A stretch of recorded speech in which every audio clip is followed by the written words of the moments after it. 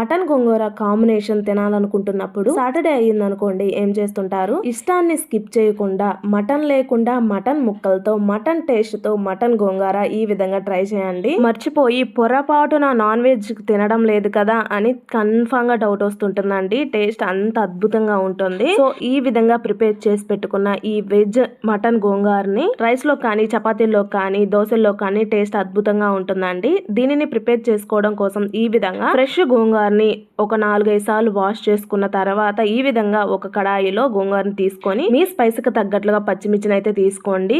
దీనిలోనే పసుపు, రుచికి తగ్గట్లుగా ఉప్పు, 1 గ్లాస్ వరకు వాటర్ ని యాడ్ చేసి స్టవ్ మీద పెట్టి ఉడికించుకోవాలండి. గోంగూర కానీ పచ్చిమిర్చి కానీ ఉడికిన తర్వాత అది పూర్తిగా చల్లారిన తర్వాత మిక్సీ జార్ లో యాడ్ చేసుకొని ఫైన్ గా పేస్ట్ చేసుకొని పక్కన పెట్టేసుకుందాం. నెక్స్ట్ ఒక బౌల్లో 1 కప్పు వరకు మిల్ మేకర్స్ తీసుకొని ఒక 4-5 సార్లు శుభ్రంగా వాష్ చేసుకున్న తర్వాత మరో గ్లాస్ వాటర్ ని యాడ్ చేసుకొని కనీసం 10 to 15 మినిట్స్ మాటు నానబెట్టుకోవాలండి. ఈ విధంగా వీడియోలో కనిపిస్తున్నట్లు చక్కగా నానిన తర్వాత వాటర్ అయితే ఫిల్టర్ చేసుకొని ఓన్లీ మిల్ మేకర్స్ తీసుకొని స్టవ్ మీద వేడెక్కిన ఆయిల్ లో ఈ మిల్ మేకర్స్ ని నానిన మిల్ మేకర్స్ ని తీసుకొని చక్కగా వేయించుకోవాలి. దీనిలోనే 1/2 టేబుల్ స్పూన్ వరకు పసుపు, 1/2 టేబుల్ స్పూన్ వరకు ఉప్పుని కూడా యాడ్ చేసి చక్కగా కలుపుకుంటూ వేయించుకోండి. ఈ విధంగా మిల్ మేకర్స్ ని వేయించడం వలన టేస్ట్ బాగుంటుంది. ఎగ్జాక్ట్ గా మటన్ తింటున్నంత ఫ్లేవరే ఉంటుందండి. చూసారు కదా వీడియోలో కనిపిస్తున్నట్టు మిల్ మేకర్ ని ఈ విధంగా వేయించుకున్న తర్వాత దీనిని ఆయిల్ లో నుండి సపరేట్ చేసి దానిని పక్కన పెట్టేసుకొని అదే ఆయిల్ లో సన్నగా చాప్ చేసి పెట్టుకున్న ఆనియన్స్ అయితే తీసుకోండి. మా పాప అయితే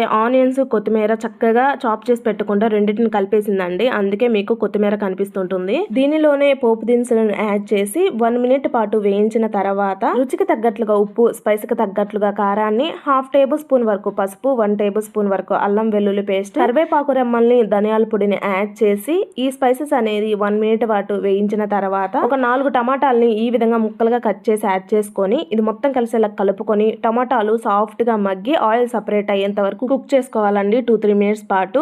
దీనిలోనే ముందుగా గ్రైండ్ చేసి పెట్టుకున్న గోంగూర పేస్ట్ ని కూడా యాడ్ చేసి మొత్తం కలిసేలా చక్కగా కలుపుకోవాలండి. ఆ తర్వాత ముందుగా వేయించి పెట్టుకున్న మిల్ మేకర్స్ కూడా తీసుకొని మరోసారి మొత్తం కలిసేలా చక్కగా కలుపుకొని ఈ స్టేజ్ లోనే మనం గోంగూర అయితే మిక్సీ జార్ లో గ్రైండ్ చేసుకున్నాం కదా, దానిలోనే టీ గ్లాస్ అనే వాటర్ ని యాడ్ చేసి కలుపుకొని ఈ వాటర్ ని యాడ్ చేయండి. మనకి కుక్ అవ్వాల్సింది పెద్దగా ఏం లేదు కదా, అంతా సాఫ్ట్ గా కుక్ అయిపోయింది. ఈ కర్రీ పెద్దగా కుక్ అవ్వాల్సింది ఏం లేదు కాబట్టి 1/2 గ్లాస్ మాత్రమే వాటర్ ని అయితే యూజ్ చేశానండి. సో ఈ స్టేజ్ లోనే కొత్తిమీర అని జస్ట్ చిటికెడు గరం మసాలాని యాడ్ చేసుకొని మొత్తం కలిసేలా కలుపుకొని ఆయిల్ సపరేట్ అయ్యేంత వరకు లో టు మీడియం ఫ్లేమ్ లోనే కుక్ చేసుకోండి. నేనైతే స్టీల్ కడాయిలో ప్రిపేర్ చేస్తున్నాను కాబట్టి దానికి అంటుకునే గుణం ఎక్కువ ఉంటుంది కాబట్టి దగ్గరే ఉండి కుక్ చేసుకుంటూనే ఉన్నాను, మిక్స్ చేసుకుంటూ. నాకైతే గోంగూర కాస్త ఎక్కువ క్వాంటిటీలో ఈ కర్రీ ఇష్టం అండి. సో ఒక్కొక్కరిది ఒక్కొక్క టేస్ట్ ఉంటుంది కాబట్టి మిల్ మేకర్ నచ్చిన వాళ్ళు మిల్ మేకర్ క్వాంటిటీ తగ్గించి గోంగూర క్వాంటిటీ ఎక్కువ పెంచుకోవచ్చు, లేదు రివర్స్ చేసుకోవచ్చు అండి. మీ టేస్ట్ కి తగ్గట్లుగా అయితే ప్రిపేర్ చేసుకోవచ్చు. కర్రీ టేస్ట్ మాత్రం ఏదేమైనా టేస్ట్ అద్భుతంగా ఉంటుందండి. సో ఈ విధంగా ప్రిపేర్ చేసుకున్న